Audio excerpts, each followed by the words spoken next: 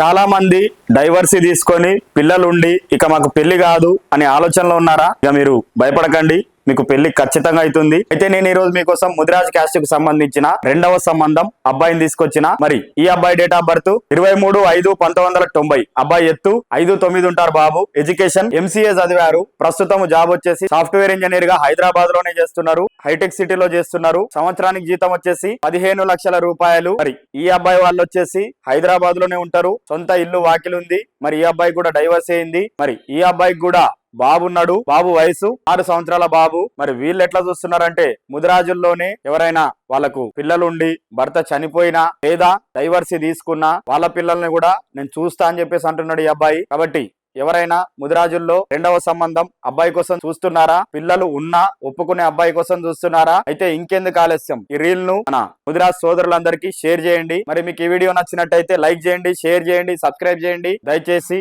గంట కొట్టండి.